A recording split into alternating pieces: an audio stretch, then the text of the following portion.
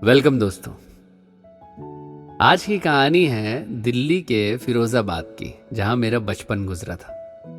मेरा नाम है पवन और मैं आपको अपने बचपन के फर्स्ट क्रश की कहानी सुनाने जा रहा हूं। इस प्यार को मैं क्या नाम दूं?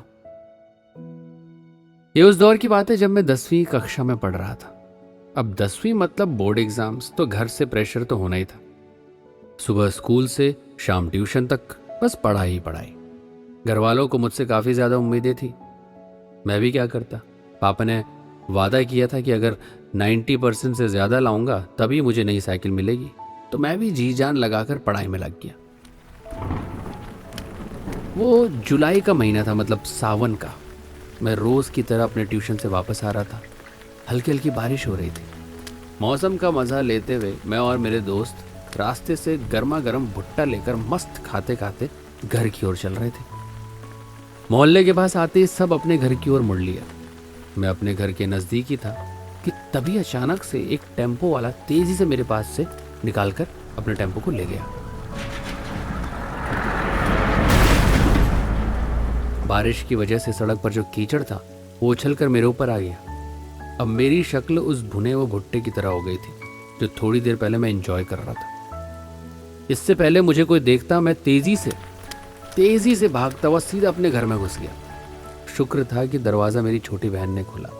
अगर मम्मी खोलती तो मुझे बहुत डांट पड़ती। अब भैया यही होता है बचपन में, गलती ना भी हो तब भी डांट पड़ी जाती है मम्मी से। मम्मी रोज की तरह बाजू वाली मिश्रा आंटी के पास सीरियल देखने गई थी। बच गया। मैं भागकर अपने घर की बालकनी में टॉवल लेने गया और अपना टॉवल ढूंढने लगा। तभी सामने वाले घर की बालकनी से एक लड़की ने मुझे देखा और जोर जोर से हंसने लगी।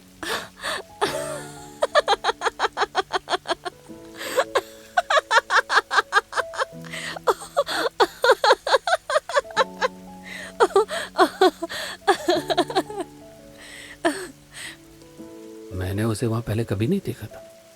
वो घर हमारे मोहल्ले के प्रसिद्ध संगीत शिक्षक नारायण जी का घर था। पर नारायण जी किसी को अपने घर पर संगीत नहीं सिखाते थे। शायद वो उनकी कोई जान पहचान वाली थी। खैर, हम वापस उस लड़की पर आते हैं। वो इतने प्यार से हंस रही थी कि मैं उसे देखते ही रह गया। मैं भूल गया था कि वो मेरी कीचड़ वाली शक्ल पर हंस रही थी। तभी किसी ने शायद उसे आवाज लगाई और वो जल्दी से अंदर चली गई। और मैं उसके ख्यालों में ऐसा हो गया था कि बालकनी से अपना टॉवल लेने की जगह मम्मी की सूख रही सलवार नहाने के लिए ले गया। नहाने के बाद जब मैंने टॉवल के लिए हाथ बढ़ाया तब अपनी गलती का एहसास हुआ। क्या करें भाई, लड़की को देखकर होता ही है ऐसा। अपनी छोटी बहन को आवाज देकर मैंने उससे टॉवल मंगवा ली।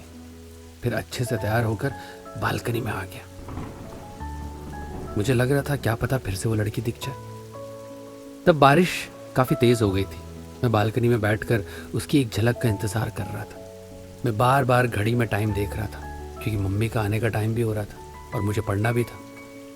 काफी इंतजार करने के बाद मैं वहां से निकल ही रहा था कि मुझे सामने वाले घर से एक बड़ी सुरीली आवाज सुनाई थी, वो भी एक लड़की की। अब नारायण जी के घर पर तो कोई लड़की नहीं रहती थी। मेरे मन में उसी लड़की का ख्याल आया। दोस्तों, उसकी आवाज बेहद मधुर थी। वो बॉम्बे मूवी का गाना गा रही थी। कहना ही क्या ये नैनिक अनजान से जो मिले, चलने लगी मोहब्बत के जैसे ये सिलसिले। मैं उसकी आवाज में ऐसा मग्न हो गया था कि अब बस लग रहा था कि उसे एक बार सामने से गाते हुए देखूं। फिर क्या था, मैंने 1 मिनट की देरी नहीं की। छतरी उठाई और नारायण जी के घर की ओर निकल पड़ा। समझ रहे, काफी डेयरिंग था मैं। एक बार तो लगा कि बस बाहर खिड़की से छुपकर उसे देख लूं, लेकिन अगर कोई मुझे ऐसे खिड़की से झांकते हुए देखता तो मैं क्या बोलता? मम्मी से शिकायत होती, वो अलग। बस इसीलिए मैं बड़ी हिम्मत करके उनके दरवाजे तक पहुंच गया। अब मुझे उसकी आवाज़ और भी साफ सुनाई दे रही थी, पर डोरबेल बजाने की मेरी हिम्मत नहीं हो रही थी। फिर मैंने वहां से जाना ही तय कर लिया। लेकिन जैसे ही मैं पीछे मुड़कर जा ही रहा था तभी नारायण जी की पत्नी गीता आंटी दरवाज़ा खोलकर मुझे देखने लगी और पूछा, अरे पवन बेटा, तुम यहाँ? कुछ काम वाम था क्या? अब मुझे कुछ समझ नहीं आ रहा था कि मैं क्या बोलूं। मैंने हकलाते हुए कहा, नहीं वो आंटी, वो एक्चुअली बहुत तेज़ हवा की वजह से ना हमारी बालकनी से उड़कर मेरे स्कूल की टाई पता नहीं कहाँ चली गई है। मैं वही ढूंढ रहा हूँ। अच्छा, तो मिली नहीं क्या? नहीं आंटी, नहीं मिल रही है। रुक जा, मैं अपनी बालकनी में देख लेती हूँ। तब तक अंदर आ जा, बारिश पे मत खड़ा हो। ये सुनकर तो मेरी खुशी का ठिकाना नहीं रहा। जैसे ही मैं अंदर आया, उसकी आवाज़ पूरे घर में गूंज रही थी। वो मधुर आवाज़ ऊपर वाले कमरे से आ रही थी। मेरे कदम भी उसकी आवाज़ की तरफ बढ़ रहे थे। और जैसे ही मैं ऊपर वाले कमरे में पहुंचा, वो ठीक मेरे सामने बैठी थी। आंखें बंद करके वो अपने मुलायम होठों से एक एक शब्द निखार कर गा रही थी। उसने हरा कुर्ता पहना था और सफ़ेद सलवार। कुर्ते पर छोटे छोटे लाल फूल बने हुए थे। उसके झुमके बड़े बड़े और वो घने बाल, आय हाय हाय, बेहद खूबसूरत लग रहे थे। 10वीं क्लास में आप समझ सकते हैं एहसास क्या होता है जब कोई इतनी खूबसूरत लड़की दिख जाती है। और जब दिख जाती है तो दिल धड़कने लगता है। मेरा दिल उसे इतने करीब से देखकर और धड़कने लगा। मासूम दिल, बेचारा 10वीं कक्षा का दिल इतनी स्पीड में धड़क रहा था, पिछले 15 सालों में कभी नहीं धड़का था। मैं उसे देखता ही रह गया कि तभी गीता आंटी ने बालकनी से मुझे पुकारते हुए कहा, पवन बेटा, जरा ऊपर आना। तब आंटी को क्या पता कि मैं ऑलरेडी ऊपर ही था। मैंने भी सीढ़ियों के नीचे की तरफ आवाज लगाकर कहा, हाँ आंटी, अभी आया। मेरे चिल्लाने से शायद उस लड़की का रियाज बिगड़ गया और उसने आंखें खोलकर मेरी ओर देखा और मैं वहां से भागकर सीधा बालकनी में चला गया। आंटी ने मुझे बिजली के तारों में फंसा हुआ कपड़ा दिखाते हुए कहा, ये तो नहीं है तेरी टाई? अरे नहीं नहीं आंटी, ये टाई नहीं है। मैं आंटी को थैंक यू बोलकर वहां से निकल ही रहा था कि उस लड़की ने बालकनी में आकर गीता आंटी से पूछा, बुआ ये कौन है? अरे बेटा, ये पवन है, सामने वाले घर में रहता है।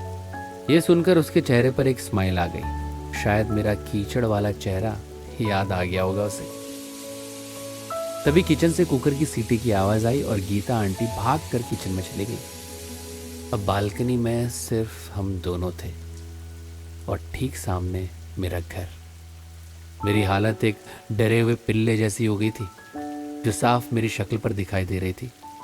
मेरी ऐसी डरी हुई शक्ल देखकर उसने मुझसे हंसते हुए कहा, अच्छा, तो वो कीचड़ वाले लड़के तुम ही थे? मैंने डरते हुए कहा, हाँ हाँ, वो कीचड़, वो एक टेम्पो आया था, बगल से गया बारिश में तो उड़कर मेरे मुंह पे आ गया और वो टेम्पो वाला भाग गया। वो मेरी टेढ़ी मेढ़ी बातें सुनकर और हंसने लगी। मैं बहुत डरा हुआ था क्योंकि पहली बार किसी इतनी खूबसूरत लड़की से इतने पास खड़े होकर बात कर रहा था। और ऊपर से एक डर ये भी था कि मेरे घर से कोई मुझे ना देख ले। तभी मैंने झट से कहा, आप वैसे बहुत अच्छा गाती हो। उसने एक बड़ी सी स्माइल के साथ कहा, थैंक यू पवन। पता नहीं क्यों अपना नाम उसके मुंह से सुनकर बहुत अच्छा लगा यार।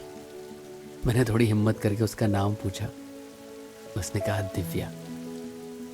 दिव्या दिखने में मुझसे बड़ी लग रही थी, लेकिन मुझे इसकी कोई परवाह नहीं थी। मुझे नहीं पता कि वो एहसास क्या था, पर जो भी था बहुत खूबसूरत था। उससे थोड़ी बात करने से पता चला कि वो यहाँ कुछ दिनों के लिए आई है। बारिश अब और तेज़ हो गई थी।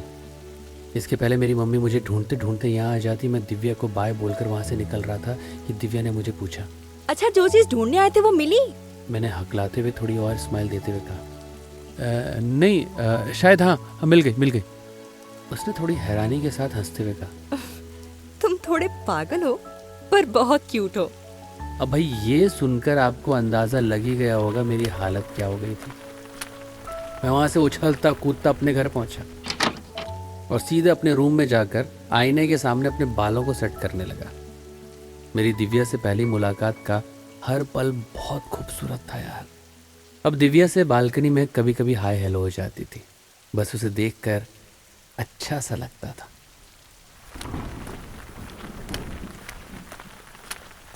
एक दिन सुबह स्कूल जाते समय बहुत तेज़ बारिश हो रही थी। मैं रेनकोट पहनकर तेज़ी से चल रहा था कि पीछे से किसी ने मुझे आवाज़ लगाई, पवन! मैंने पलट कर देखा तो वो दिव्या थी। मैंने उसे देखकर पूछा कि वो इतनी सुबह कहाँ जा रही है। उसने बताया कि वो वापस अपने घर लखनऊ जा रही है। ये बात सुनकर मुझे थोड़ा अच्छा नहीं लगा, मानो दम सा घुटने लगा। तो मैंने पूछा कि वो वापस कब आएगी, और उसने हंसते हुए कहा,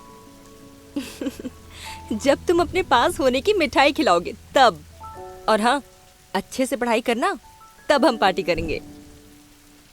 इसके बाद दिव्या ने मुझे बेस्ट ऑफ लक कहा और बाय कहकर अपने घर चली गई।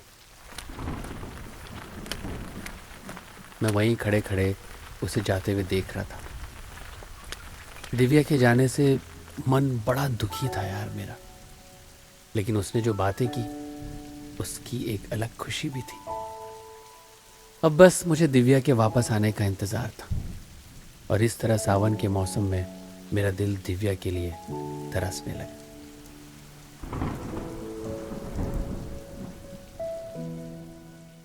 दोस्तों, आपको ये कहानी कैसी लगी हमें कमेंट्स करके ज़रूर बताइएगा, और आप हमारे शो को लाइक कीजिए, अपने दोस्तों के साथ शेयर कीजिए।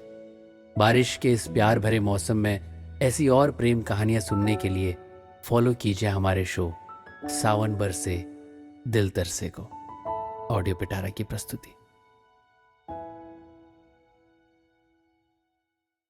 ऐसे ही इंटरेस्टिंग पॉडकास्ट और ऑडियो स्टोरीज के लिए सुनते रहिए ऑडियो पिटारा। ऑडियो पिटारा सुनना जरूरी है।